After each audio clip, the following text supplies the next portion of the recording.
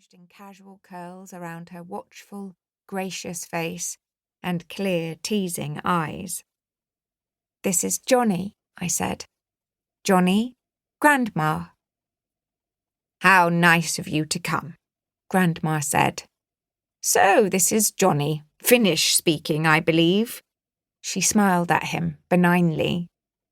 "How will you cope in an ossified old family where no one speaks anything but Swedish? And how are things? Are you two married or not? All done and dusted?" "Done, but not dusted," said Johnny boldly. Grandma laughed, and I knew she liked him. "Well, where's your present?" She stared at the picture of San Gimignano for a long time, remarked that we'd gone to a great deal of trouble, and flashed a quick smile. "I drew that same view," she said, "but better." Then, with a little gesture that was dismissive, but also showed a secret understanding, she moved on.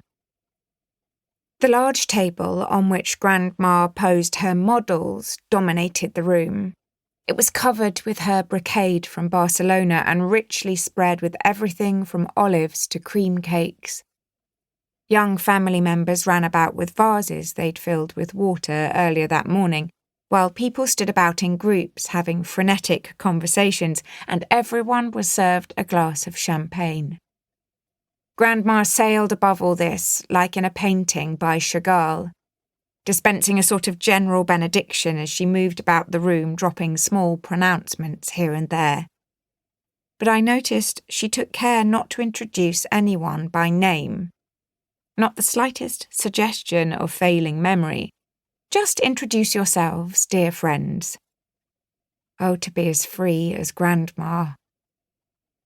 A mass of screaming children persisted in running back and forth across the studio, but this didn't seem to irritate Grandma in the least. She'd just let the mothers take charge of whoever it was they had brought into the world. Johnny and I sat down at a crowded table, only to realise a moment too late that we'd chosen badly. This was a table for what Grandma calls the intellectuals, who associate exclusively with one another. I couldn't figure out what they were talking about.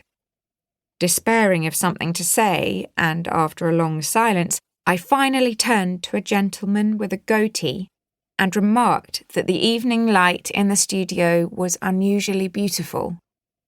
To my relief, he started talking about the significance of light and then moved on to the theory of perception. It took me ages to work out that he was an art critic. Luckily, all he seemed to want was a listener, so I nodded thoughtfully and said yes, of course, and how true, and occasionally glanced at Johnny, who was sitting across from me looking miserable. He'd got stuck beside one of those geniuses who never say a word to help you out.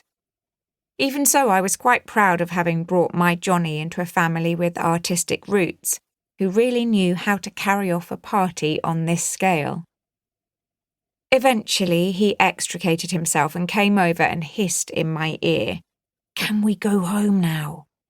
"Of course," I said. "Soon." It was then that they came in. 3 gentlemen of uncertain appearance. They looked somehow dishevelled, or, more accurately, stained or smudged. They certainly weren't bohemians. They did have long hair, but in a more middle-aged way.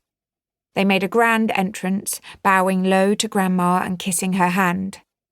She led them to an empty table at the far end near the window and made sure each got a glass of champagne. Pretty soon, one of them dropped his glass on the floor. He was in a state about it, but Grandma just smiled, though I knew how much she treasured those glasses. A wedding present, I think. Coffee and cake were being brought in now, but these new gentlemen continued to be served champagne. Not the rest of us. I noticed Johnny was cleverly moving along the wall by carefully studying everything hanging on it, till, in the end, he reached the new gentleman's table. Of course, he didn't understand that this was a table set aside for the not entirely respectable. Dear, sweet Johnny. But he did seem to be enjoying